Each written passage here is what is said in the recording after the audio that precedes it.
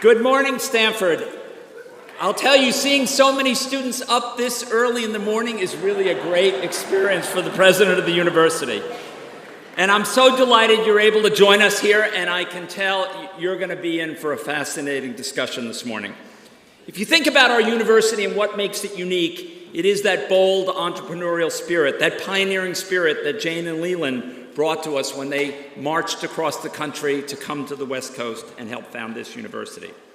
Today, we remain committed to pursuing opportunities that will change the world, to using our knowledge in important ways to work on the grand challenges we face. But that entrepreneurial spirit is about more than just launching the next startup. It's also about training and educating people who will go out and make our world better. And those innovations come in all walks, from the medical care we do and new ways of dealing with health problems, to energy efficiency, to robotics, to art, to everything we do. But every innovation begins with an idea, and every idea began with somebody who imagined it. And that's what today is about. The Stanford Technology Venture Program's Future Fest is an opportunity to examine and celebrate the impact of breakthroughs and pioneering technologies on our world. And I'm delighted you could all join us this morning. This is organized by STVP in collaboration with Stanford Arts. The Future Fest will be the place where discussions about futuristic technologies occur. And today we'll hear from two far-thinking individuals, Elon Musk and Steve Jurvetson. Steve is a Stanford alum and a partner at Draper Fisher Jurvetson. He was recently hailed in the New York Times as a space investor and rocket maker. His firm has invested both in SpaceX and a satellite company, Planet Labs. Steve is a Stanford alumnus 3 times over, and he also has the important characteristic that he was once my advisee. Despite that disadvantage, he completed his bachelor's degree in electrical engineering in 2.5 years, was the Henry Ford Scholar, went on to earn his MS, and despite my attempts to convince him to pursue a PhD, went off and got his MBA from the Stanford Graduate School of Business, where he was an R.J. Miller Scholar. He's recognized widely for being forward-thinking. The San Francisco Chronicle and Examiner named him as one of the 10 people expected to have the greatest impact on the Bay Area in the early part of the 21st century. Now, Elon Musk, I think, is a name known to everybody who thinks about the future. He is a serial entrepreneur, inventor, engineer, and investor.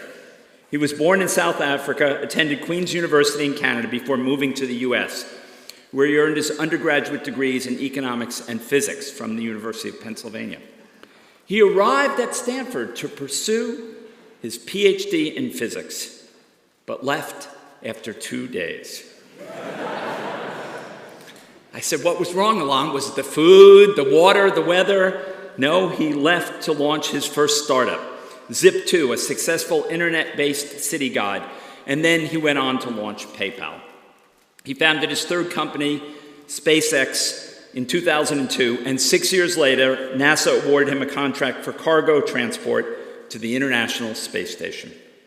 He was an early investor in Tesla Motor and now leads the company as its CEO and product architect. But Elon dreams big.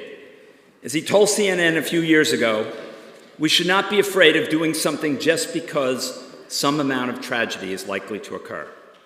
If our forefathers had taken that approach, the United States wouldn't exist. Amen to that. I think when you see the kind of work that Elon's doing, and I still remember my first trip down to Los Angeles to visit SpaceX and to see the first Tesla prototype before it came out, I realized he was going to change the world. This will be a wonderful exchange. After Steve and Elon's discussion, Matt Harvey, Executive Director of STVP, will close the program. But now, please join me in giving a warm Stanford welcome to Elon Musk and Steve Jurvetson.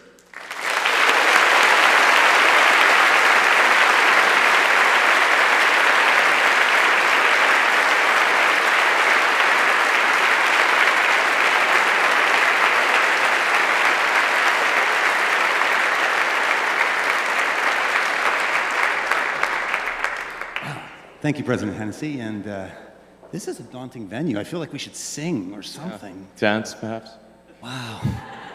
Okay, so Future Fest. Today is all about the future, and I can't imagine a better person to speak with about that than Elon Musk. He is forging the future, as you all know, across multiple industries, repeatedly, in the most spectacular way, in a way that others have failed before him, and perhaps unprecedented in history. So I'm a big fanboy. Future Fest originally, I think, bounced around, and why this month, because this is a special month for Future Fest, is that for those of you old enough, and it looks like maybe 5 or 6 of you in the audience to have been around when Back to the Future, the movie, came out, they had this vision of the future in the second edition of that series where they fast-forwarded in a time warp to the future, and it was October 2015. And they had flying cars and hoverboards and biometrics and video calls and what looked like Google Glass a lot of the times and a lot of other stuff that was completely cockamamie. But some of those dreams were true, some were not. And as a framework for Future Fest, we can think to the past and our dreams that did or didn't come true. I think that's where we'll start, and then move to the future. We're sitting here today. What do we think the future may bode? So turn to Elon maybe as a starting point. As you think back to your high school days 30 years ago when we were both there and dreaming of that future, what about today is or isn't in accordance with what you thought back then? I mean, where have your dreams of the future, the bold visions, met or not met reality today? Well, I think the most remarkable thing that we do have today is the internet and access to all the world's information from anywhere. So that's having a supercomputer in your pocket is, I think, something people wouldn't have predicted, in Back to the Future. Yeah. So that's the biggest thing. And probably what they would be most surprised at is that we haven't progressed more in space. So people would have expected, I think, to have a space hotel. In fact, Arthur C. Clarke, 2001 should have happened. Yeah, exactly. Thought 2010 was really crazy, in terms of space advancement. So we would be going to Jupiter and that kind of thing. So that's probably the most surprising thing. Particularly if you go back even further, if you say in '69 when people first landed on the moon, if you'd asked the public what would the situation be in 2015, I think they would imagine that we would have a base on the moon, a base on Mars, and be all over the solar system by now. Mm-hmm. That's probably the biggest. So what happened? I mean, is there any pattern you can sense for where our dreams and science fiction realities drift from reality and where they are reality? Is there some reason you think, because we have dreams today of where that we're going to have these Mars colonies in the near future, and unless something jumps to mind, let me. I have a bunch of questions, by the way, from the audience as well here. I want to move to something a little more current as we move forward in time. 20 years ago, when we first met, you were starting your first internet company of 2, the one before PayPal, Zip2. And I know that in your youth, you envisioned a variety of industries that needed to change. When you were pursuing your first one, did you imagine you would get to the next one and the next one? No, I mean, when I was in college, I just thought, well, what are the things that are most likely to affect the future of humanity, just in, at a macro level? And it just seemed like it would be the internet and sustainable energy, making life multiplanetary, and then genetics and AI. And I thought the first 3, if you worked on those, they were almost certainly going to be good, and then the last 2 are a little more dodgy. In terms of the net benefit? Yeah. It's with a double-edged sword, and you're not sure which edge is the worse. Interesting. So it seems like begging the question, are genetics and AI the ones that are ripe for students today to be thinking about as they look to the future? I mean, they are. Yeah. My cousin, I have a younger cousin who's just finishing up sort of a physics and computer science degree, actually at Berkeley. We know. And he says everyone there is in the computer science department is working on AI. So I think we're going to see some crazy breakthroughs in the next few years on that front. Yeah, I want to come back to that later as we look more to your vision of the future.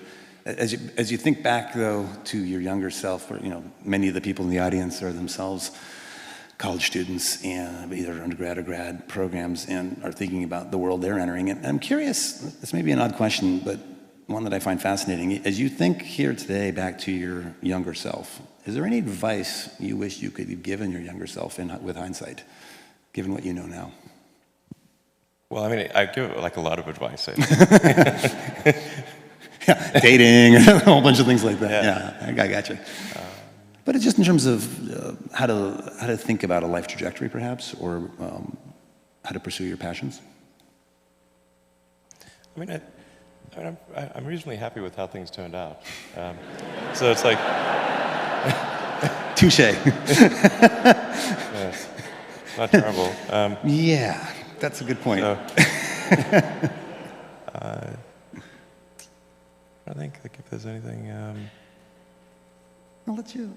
If something jumps to mind, let me know, but let me... I mean, apart from the obvious, like just telling my younger self exactly how the future will unfold, which is... Right. But that wouldn't be... That's not exactly advice. More has to be encapsulated into sort of Like time warping wisdom. Yeah. Yeah, exactly. Like wisdom. I mean, there's a lot of things. I mean, it's sort of. I mean, certainly. Yeah. I mean, listen more to critical feedback. I mean, like a lot of things I learned in college actually were pretty helpful. I mean, I think the physics approach to thinking is very good, like the first principles approach. And you applied that broadly? Yeah, applying the first principles approach to thinking is, I think, a good way to figure out counterintuitive situations. So I thought that was really a helpful thing to learn. That's good. Yeah, I mean, yeah. Sorry, go ahead. No, feel free to jump in, because I don't know how I'd answer that question. I mean, other than... Yeah, what would you do? What would you tell your younger self? It'll be all right. You weren't as dorky as you think. Advice like that, nothing really too actionable. Don't worry about it. Well, just don't be so insecure about everything you're insecure about. Yeah, would probably be advice to myself. But let's move on. I'm not used to thinking about me.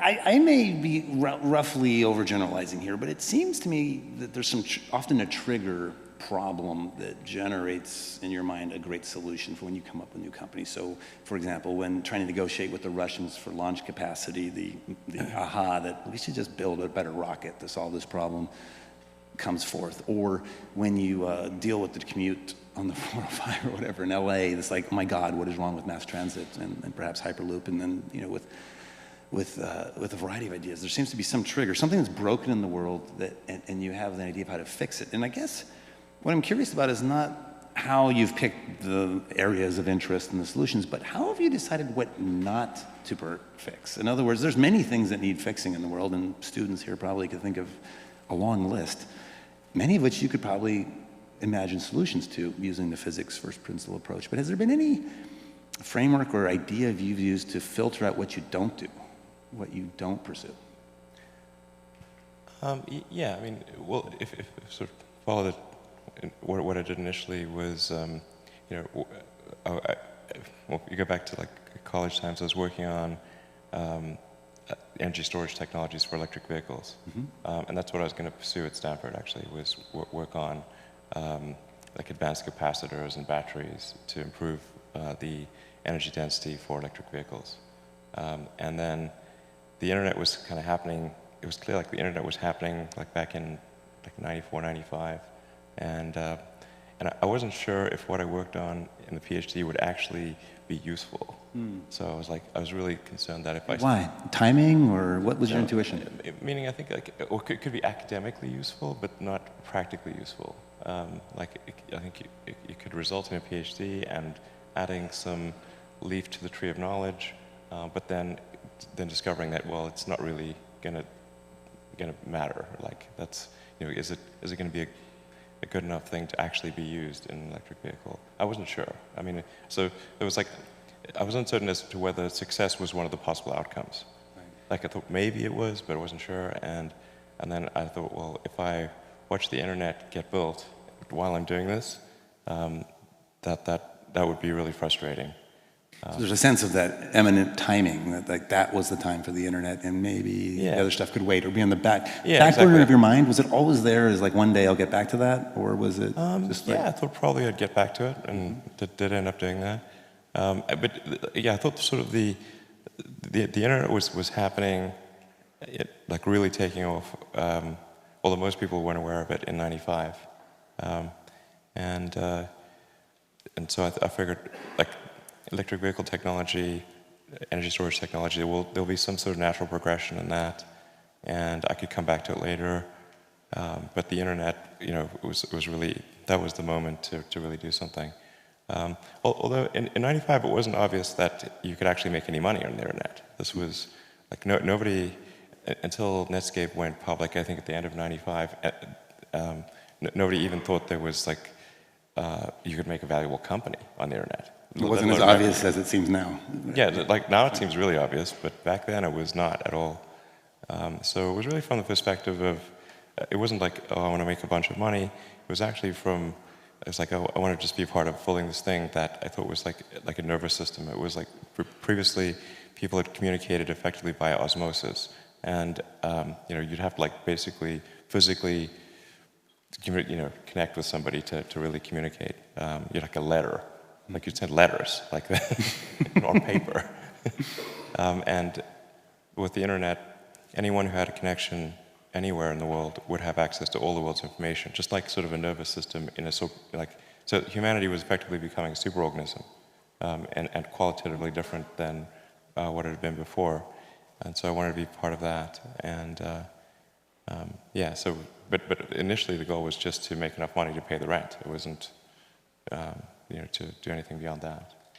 And then, as many know, that much of that capital then got plowed back into your next businesses. Right, exactly. And exactly. So then and then the internet is also helpful because it's anything to do with software is a low capital endeavor.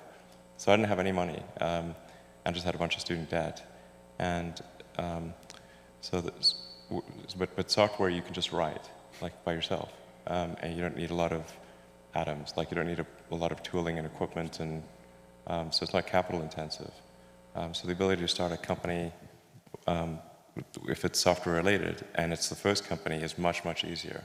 Right. And yeah. It seems obvious now, but of course, the easier place to start, and then as you gain more of a personal reputation and have more personal capital, as some may or may not know, SpaceX was entirely funded by Elon for its first period, partially from, you know, and in an era when others probably wouldn't have funded it, right, in those earliest days. Well, and actually, I mean, the precursor to SpaceX was not, the idea wasn't really to create a company. It was to try to figure out why we hadn't sent people to Mars. So we went from SIP2 to PayPal, and then going from PayPal to sort of the next thing, I was sort of thinking, well, is there some way to reignite the dream of Apollo? And I thought, well, it was maybe a question of, like, we'd lost the will to explore it.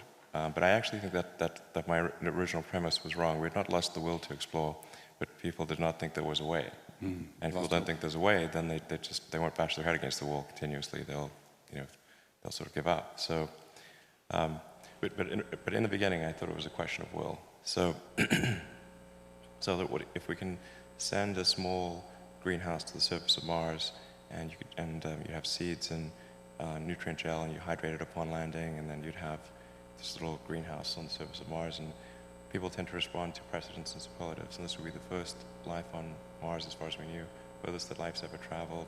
You have this great shot of green plants on a red background, and I thought, well, maybe that would get people excited about sending people to Mars. So the headlines were clear in your mind once you had success on what that would lead to catalyze action. And actually, the goal was to get the public excited about that and get NASA's budget increased.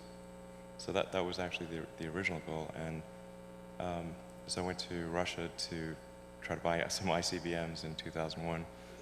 It was an interesting experience. A lot of vodka. Yeah, a lot of vodka. Yeah, it's crazy.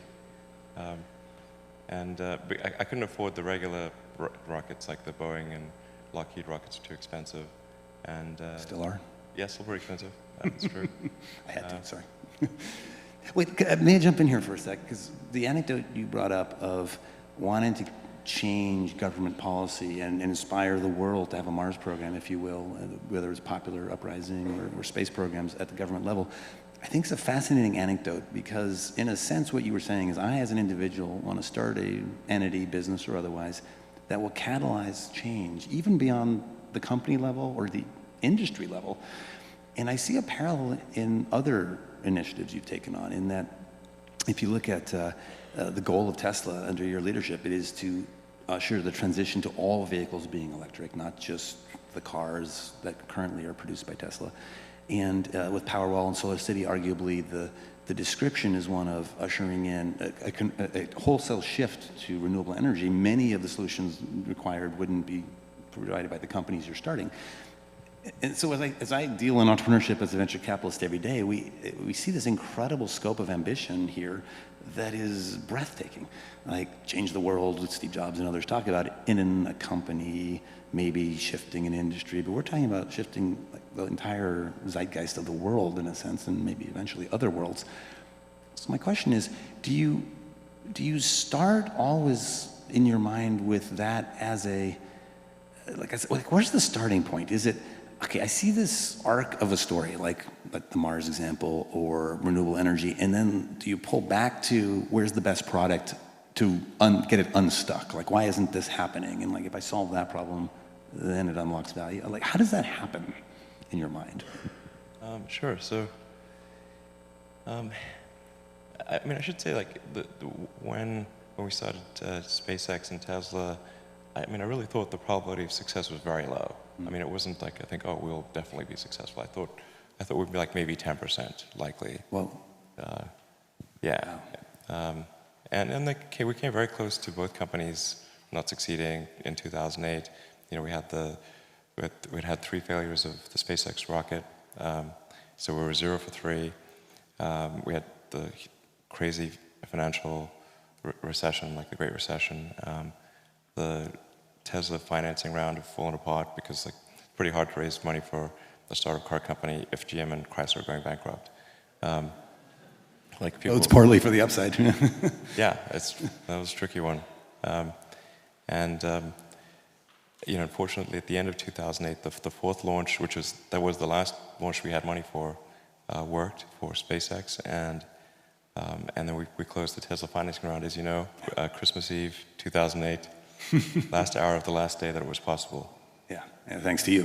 For those who don't know, it's the most extraordinary act of entrepreneurial zeal and commitment I've ever seen, where Elon personally saved Tesla in those hours, like when no one else would write a check. He spoke for it all, and that flipped the mentality from fear to greed, and everyone joined the bandwagon, and everything changed from, you know, divoting into the ground to success. But you were willing to go like net negative personally of his entire net worth, and it's a remarkable story. Well, thanks for supporting, by the way. That was much appreciated. Yeah, we were happy to fall right behind in line, but it was all him. So I guess on this idea though of the big picture, I'm curious. In the way I heard you just now describe the greenhouse and the headlines is interesting. Do the marketing headlines flash through your mind as you introduce new products that are a step to a much grander vision? I'm curious because it seems like it has 2 purposes, like getting employees, customers, everyone really gung-ho about the vision, but it also makes it larger than life in so many ways. Well, if you're trying to convince the public to do something, you have to say, okay, how's this going to read? And what message are we going to try to convey? What will people respond to? What would I respond to if I was, you know, sort of an objective member of the public? And so that's really, you know, if you're trying to change people's minds or get people fired up about something, then you got to think, okay, what's that message? What's going to get them really excited? I think that's really good advice, by the way, for all the engineering students in the audience here. Yeah, I was one as well.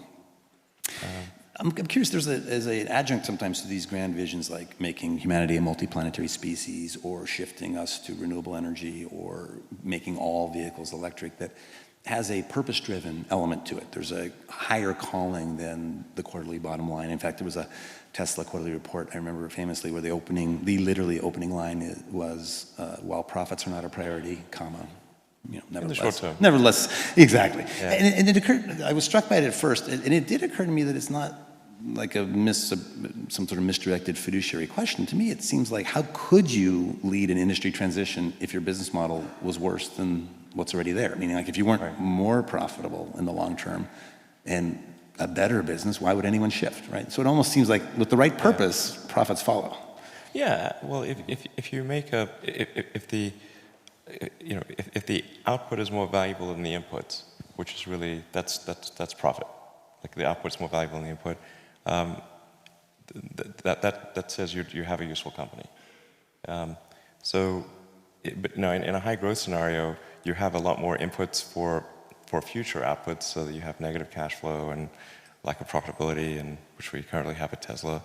But in the long term, of course, that has to be fixed. There can't be negative cash flow in the long term, and that there needs to be a net positive output, which is sort of profits in the long term. But in the short term, when there's high growth, it isn't the most sensible thing. And then there's also related things like open sourcing patents and acts that, to me, relate to the purpose. Let's let the whole auto industry do this. And I'm curious, what do you see from your vantage point as the benefits of a purpose-driven company? Meaning, when you have this thing that every employee and customer knows is the purpose of the company, how do you see that flowing through to benefits for the company? Well, I think having a purpose certainly is going to attract the very best talent in the world, because if there's something that's intrinsically enjoyable and the financial rewards are good, but then also it's something that's going to genuinely change the world, then I think that's a pretty powerful motivator. But I don't think like everything needs to change the world, you know. I mean, honestly, like there's lots of like useful things that people do, and I mean, I think really it should be like a usefulness optimization. Like just say like, is what I'm doing as useful as it could be? You're talking about the goal of an organization or a goal in general, yeah. And you know, just even if something isn't changing the world, if it's making people's lives better, I think that's great. And you know, even if something's like making only people's lives only slightly better, but it's a large number of people, then kind of like the area under the curve is quite good. So is that mathematical first principles of point utility and number? Exactly. The integral. Yeah. Okay. Like, I mean, sort of like one could say like is like some app really making people's lives better? But if it's affecting a lot of people, even in a small way, then yeah, the sort of area is good. Interesting. So let's shift gears a little bit, since it is Future Fest.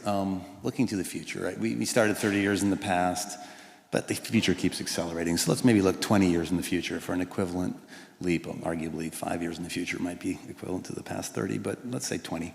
So the year 2035, what does the future look like, as far as you can tell? What would you... 20 years. Yeah, 2035. Okay. Yeah, 20 years. It's always really tricky to predict the future. I mean, some of it's pretty obvious, like computing power is going to be just crazy.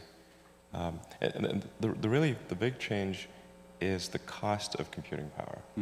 Not so much the sort of circuit density, sort of the Moore's law thing. But if you look at, say, what is the actual dollars per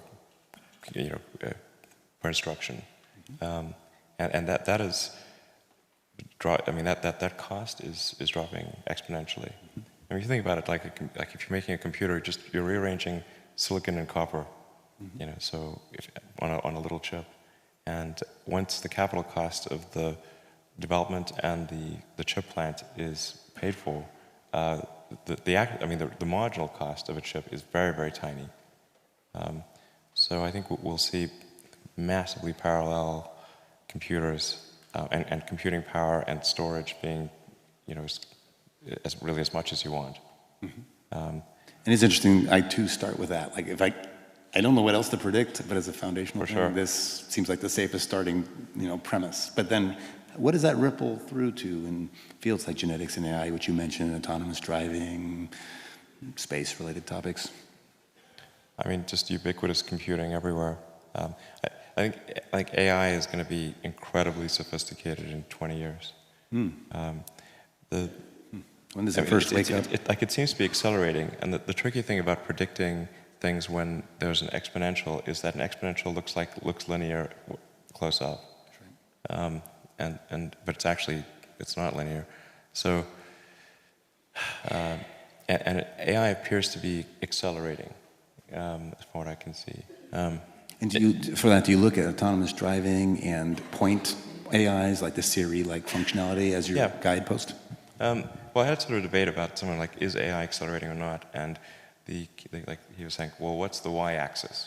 You know, if it's accelerating, you got t on the x-axis, but what's the y-axis? And I said, well, I thought about that, and I think you could have a recursive y-axis, so that if at any point in time your predictions for AI are coming sooner or later, that actually would help define whether it's accelerating or not. Whatever that axis was. So you might just look at the net change. It's a recursive axis. Like, so if in any given year, if you find your predictions are going further out or coming closer in, that actually, you know, is one way to think of acceleration. Because otherwise, what's the qualitative or quantitative measure of AI? I was saying, like, if a given technology is always 20 years in the future. Yeah, if it's always 20 years in the future, it's like more logarithmic. So does AI seem like it's one of the most fastly accelerating things that you're aware of? Yes. And I can certainly see that with autonomous driving, where, 3 years ago, I thought it was 10 years away. And then 2 years ago, I thought it was 5 years away. Now I think it's 3 years away or less than 3 years away. Wow. So, and when you say away, like released to market, available for consumer adoption, as opposed to prototyping? No, I mean like the technology works. There's a sort of second question as to when regulators would approve it. Yeah. But like, good luck with that. The technology works technology works as a general solution. So like autonomous driving, like basically works anywhere. So it could be sooner for point things, like highway only, or. I mean, highway only, we're already in public beta with this at Tesla, so we'll be hopefully in the next several weeks releasing to all of the cars that have the autopilot hardware, which is all cars built in like roughly the last 12 months. Wow. And so this seems like one of those things that once you've experienced it, the inevitability of it becomes more apparent. Kind of like first time I sat in an electric vehicle, it's just so clear, and same with autonomous vehicles. Do you think that will help persuade public opinion? And like that regulatory question is an interesting one, because as technology continues to accelerate, human nature doesn't, and acceptance of change. I'm just not sure if there's, like, as we look out in the future, should we assume that no matter how fast something like Moore's law accelerates, there's always the counterbalancing force of human nature and habit? I think there's always going to be the sort of there's always going to be human nature, and it's sort of difficult to predict. I think how that will affect things. But I mean, I'm not sure if I fully answer your question. So in terms of what I think 2025. Oh yeah, please. So for sure, ubiquitous computing, AI that's beyond anything like the public appreciates today. I think we'll have most of the new vehicles being produced being electric, and we'll probably have a supermajority of energy being produced being sustainable. So I think we're headed solar primarily in your mind. Primarily solar, yeah. So I think those are sort of some good things. Like, I think we'll be hopefully on a good path for sustainable energy. Sooner is always better, but I think by 2035, I think we'll be substantially like most of transport, most of new energy being produced will be sustainable.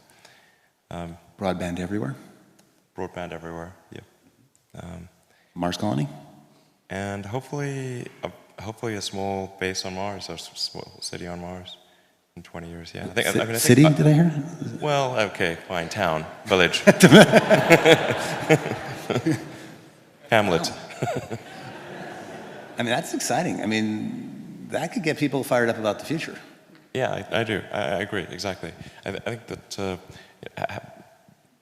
idea of being multi-planet species and getting out there and exploring the stars is one of those really inspiring, exciting things. I mean, just as Apollo was incredibly inspiring to everyone around the world. And even those, I mean, only a very tiny number of people went there, but I mean, vicariously, we all went there. And I think that's true of if we have a Mars base as well. And it's very important that we have things that are exciting and inspiring in the future. Because otherwise, why get up in the morning? You know, if it's just about one sort of sad problem after another, it's like life's not worth living. Are there any other things that excite you a lot about the future beyond the multiplanetary species, perhaps AI, although it may scare you, as well as excite you, the autonomous vehicles? Are there any other planks that you think, looking forward 20 years, would be like, this is what I really get excited about? Well, I mean, so for sure, Mars and sustainable transport and like those items, I think are really, and sustainable energy. Those are, I think, really cool things. I mean, in terms of getting excited about it, I mean, it's like, I think we'll probably start seeing like more like truly cyborg activity, like human brain like brain-computer interfaces. Okay. Like there's alongside the AIs that are purely synthetic? Yeah, I think so. It's the only way we can relate, I think, you know, and have a conversation. Yeah. I mean, there are amazing things happening these days. Like they've been able to figure out how to do an artificial hippocampus in rats and monkeys, and now they're looking at doing that to solve severe epilepsy.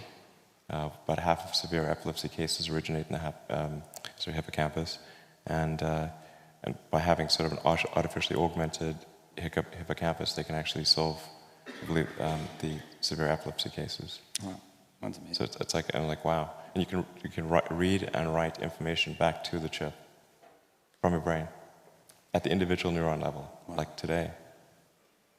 Pretty exciting. Yeah, the whole field of biology and things inspired by biology and the information systems biology fascinate me personally as a computer science oriented person.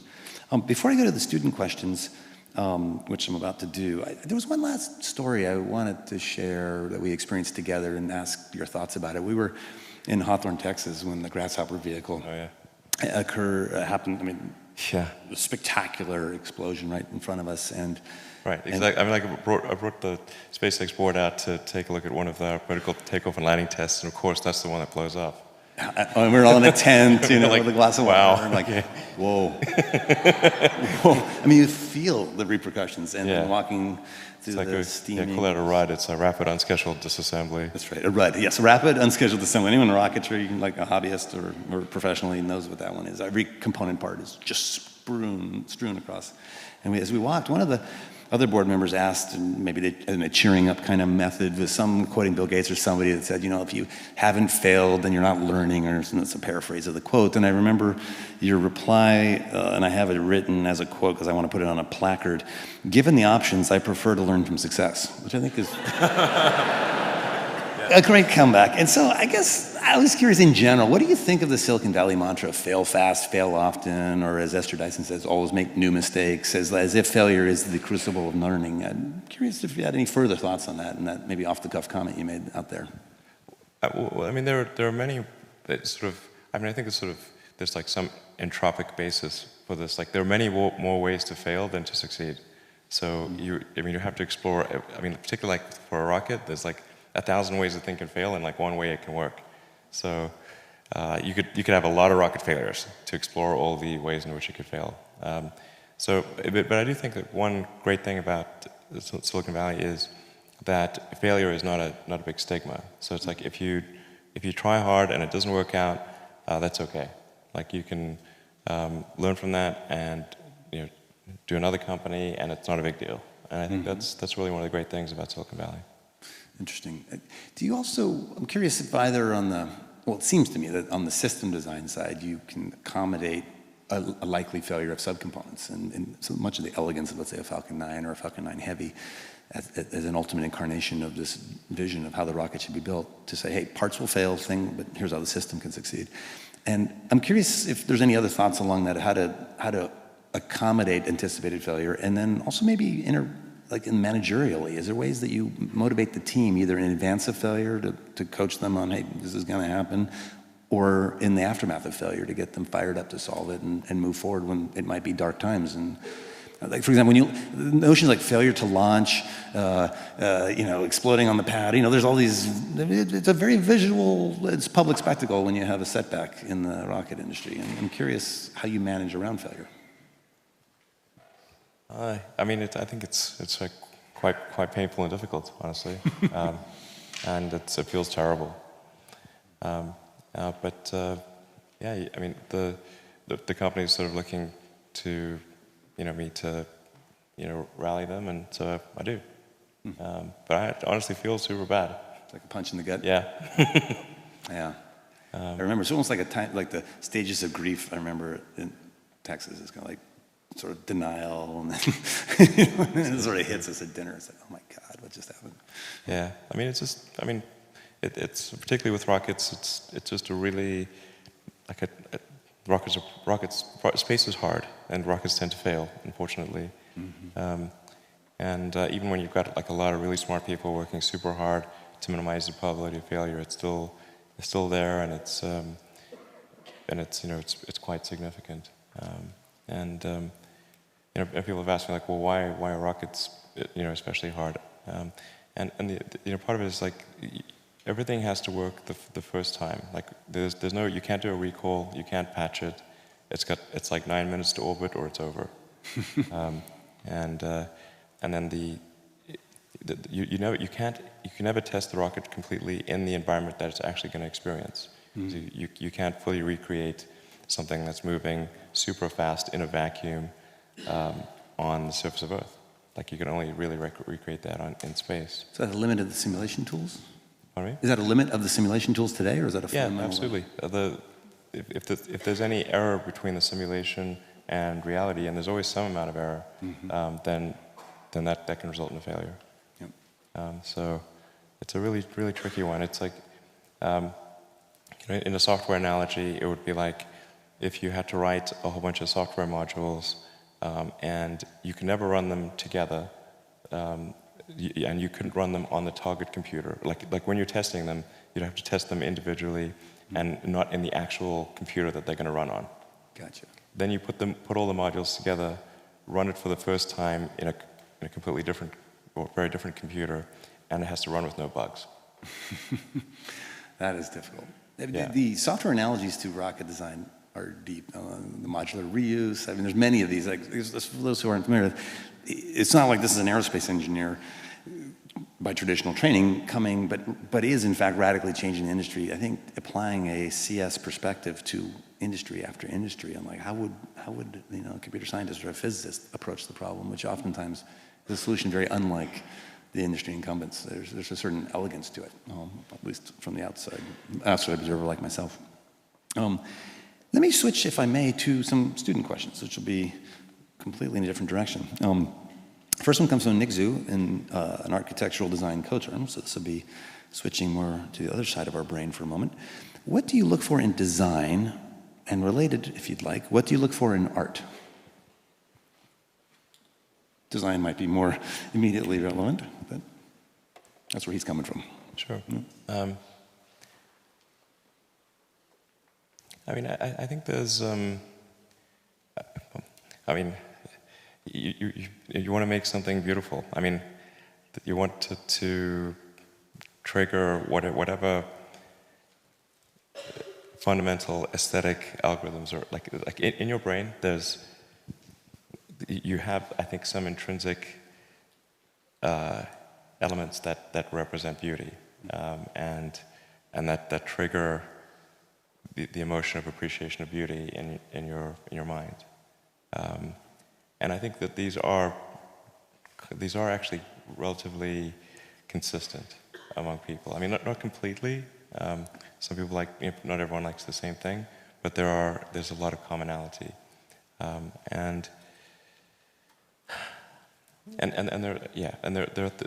I think it is important to combine aesthetic design with functionality.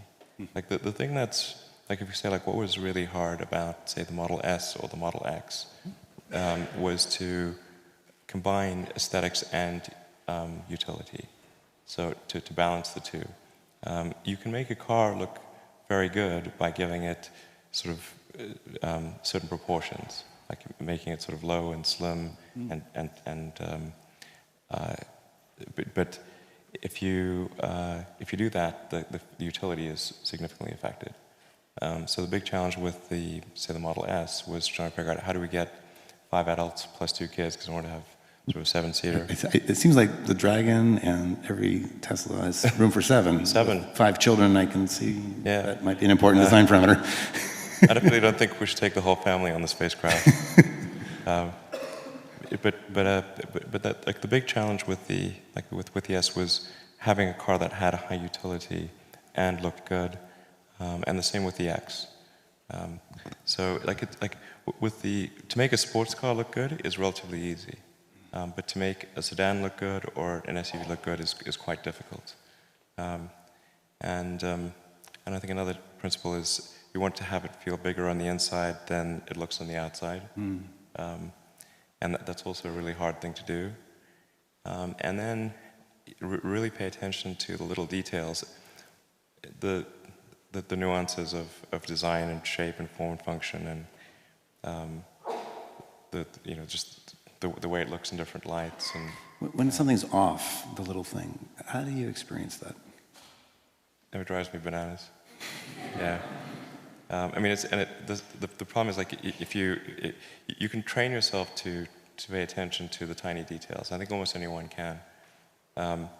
Although this is a very much a double-edged sword, because then you see all the little details, and then little things drive you crazy. But like most people they don't consciously see the small details, but they do subconsciously see them. Like you sort of, your mind takes in a gestalt of the overall, an overall impression, and you know if something is appealing or not, even though you may not be able to point out exactly why. And it's a summation of these many small details. So most of us experience it as oh, I think that's ugly, or I think that's beautiful, or like, wow, that's elegant, but you can't break it down. You mentioned something in passing, like you can train yourself in this, though? Yeah, you can train yourself, I think. You can make yourself pay attention to why. You're essentially bring the subconscious awareness into conscious awareness. God, I wish I could do that. How do you do that? just pay really close attention. Almost like a meditation on the object, and trying to find the details. Like, why do I not like this? Is that what? Yeah, just look closely and carefully. And for any given object, it's geometry. It's. I heard someone whisper Steve Jobs, and that thought occurred to me as well. I worked briefly with him, and I could only experience it as a visceral agitation with imperfection, and like, that's just wrong. Like, that has to be fixed. I have to turn it off, otherwise I can't go through life. It just, it's the world around you, or even in if you, because there's always something wrong somewhere all the time, and so you really have to turn it off, otherwise, you just get the mental list of things that are wrong. Just drives you crazy. I just wish there was a way you could just like record it for everyone else to go fix. It's like this running tally, right? Oh my God. So let me go to one other question. I found that one interesting. I had no idea where that was going to go, so I really appreciate that question, Nick. Thank you. Let's see, which one of these do I want? There's some combination of questions. Let me mention both, and you can pick which one you like more, because they both relate to colonizing Mars. One comes from Henning Rodel, a PhD candidate in civil and environmental engineering, which just asks, Elon, given your plan to bring 1 million colonists to Mars, what are the pressing future technologies that need to be developed in order to support a robust and thriving surface colony? So it's technology for, I guess, survival. And then maybe related from the Stanford Space Initiative students, how do you envision humans governing a separate planet? I'm not sure if you had to think about that yet. I thought a little bit about those things. I mean, obviously, the first challenge is just getting there at all, and like that's, so SpaceX is working super hard on figuring out just how to get large numbers of people and cargo to Mars. And I think we've got something that I think works at a sort of fundamental physics and economics level. So it's like a question of figuring out the detailed design, which we're working on. We're only spending like half an hour a week on it because we've like pressing near-term priorities. But I'm kind of excited about how it's coming together. Getting that transport thing solved, I think will then open up a tremendous number of opportunities for people on Mars. Just like having the Union Pacific Railroad to California, and and look at what resulted A whole after that. ecosystem of other companies figured out It's like what once are you you going can to do get there, then then the opportunities for entrepreneurs are tremendous. That ranges everything from everything you can imagine, like starting the first like the first Italian restaurant or something on Mars. It's like somebody's got to do it, and it'll be kind of cool. Like an iron refinery, or like Local like a resource steel foundry. utilization. Yep. The entire base of industry, and then there'll probably be things like that are just unique to Mars. But we gotta get that, effectively that Union Pacific Railroad there in order to get the entrepreneurs there and then create a fertile environment for them to create companies. So so once you're there, it's going to be, I think, a lot of exciting things that can be done. And in the beginning, people would live in kind of glass domes, but over time, we would terraform Mars and make it like Earth. So I think there'd just be a lot of super exciting things that are hard to predict. Just like when they're building Union Pacific, nobody would have predicted Silicon Valley and Hollywood. Right. That would have been like, And urbanization in general. Yeah. And, or that California would be like the most populous state in the country. Like they'd be like, that sounds crazy. Before them gold was discovered, right? Yeah. I think like it's really incumbent on SpaceX or maybe other organizations to figure out how to get there. Well, otherwise, nothing else matters. Right. And then once you get there, there's a lot of a lot that can be done. From a governance standpoint, obviously, ultimately, the governance of Mars will be up to the Martians, but it's cool that we have a name for them now. You become a Martian when you go there. But I think if you said, like, how would you do democracy 2.0, or like some new version, I think we'd probably have more of a direct democracy than a representative democracy. When the United States was formed, it was impossible to have a direct democracy. Like even sending a letter took weeks. So there was no way that people could vote directly on issues. You had to have representatives. Interesting. So I think probably there would be more direct democracy. And is this thing about the latency of communication from Earth? That'd be its own latencies, thing? and just communication errors and communication latency. When you have letters that take weeks to get anywhere, would have made governance almost impossible. I think if it hadn't been a representative democracy, and you had a lot of people who couldn't even read or write. That's fascinating. I was just wondering if you were to start over with a clean sheet of paper on governance, do you think a framework that could be envisioned that encompasses other sentient beings to come, meaning the AIs and others who might clamor for their rights on one side, right? It's difficult to predict, but I can say, I think probably we would aim for a more direct democracy. And then and I was talking to Larry Page about this, and he had a good suggestion, we should limit the number of words in a law. Because we have these 1,000-page laws that get passed, and nobody's read them. The Twitter equivalent of parsimony. Yeah, I don't know, 1,000-word letter count or something like that. If you can't write the law in 1,000 words, then probably it shouldn't be there. And we shouldn't have a single law passed that's the size of Lord of the Rings. That's right. And literally not a single person in Congress has read the whole thing. It's like the tax code. It's unscrutable. Yes, exactly. So there's that. And then I think laws also have an infinite lifespan unless they're given some sort of sunset period. So probably it would be good to default laws to have a sunset period. And if it's not good enough to be renewed, then it goes away. And maybe some hysteresis in making it easier to remove a law than to put one in place. You can just imagine, because like over time, like the body of law just gets bigger and bigger and bigger. So like how do you avoid that? And you have inertia associated with laws, and so maybe it would take 60% to create a law, but only 40% to remove a law. Oh, interesting. Oh, fascinating. Yeah. Something like that. Those are like the rules of a constitutional democracy have such a profound impact, and to have a new playground would be fantastic. There's something embedded in what you said a moment ago that I want to highlight on a transition to perhaps a closing question.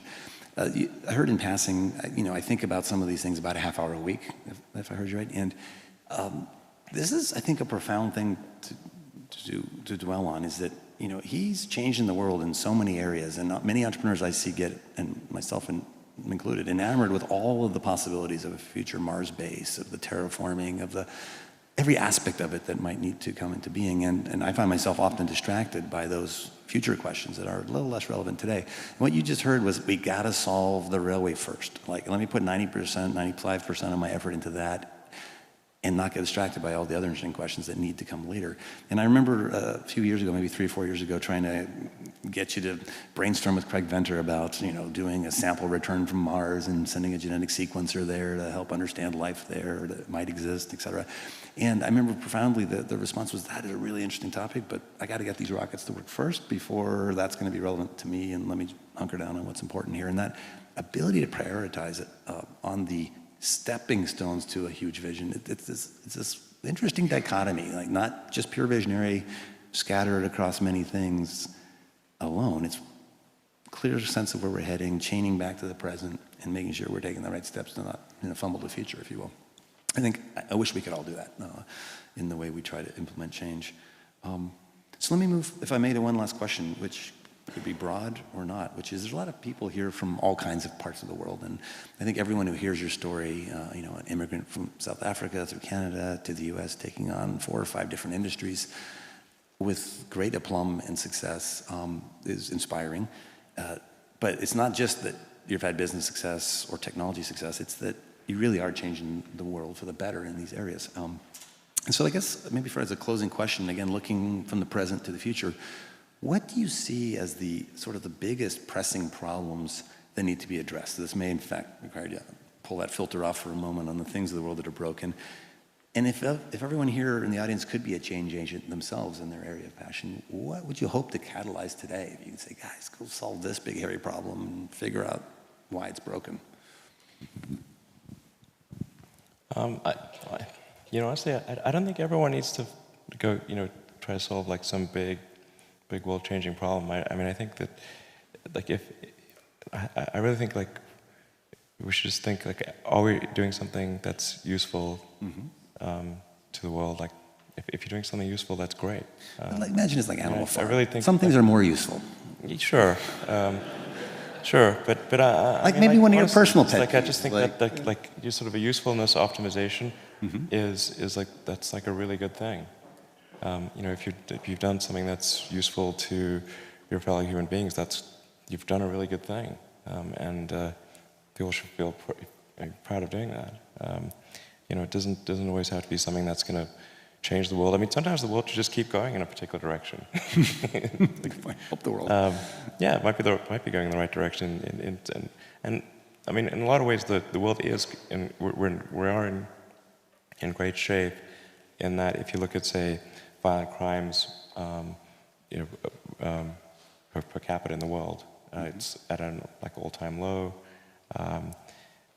We're actually quite prosperous, and compared to history, I think there's a lot of things to feel good about in terms of how the world is today. Access to information is incredible. I mean, anyone with like a $100 device has access to basically all the world's information, which is an incredible thing. So I honestly, I just think like the best thing for people to try to do is say like, hey, what is something that I can do that would really be useful to the world, and just do that, and it's great. Well, fantastic. Thank you so much for being with us today on Future Fest and Forging the Future.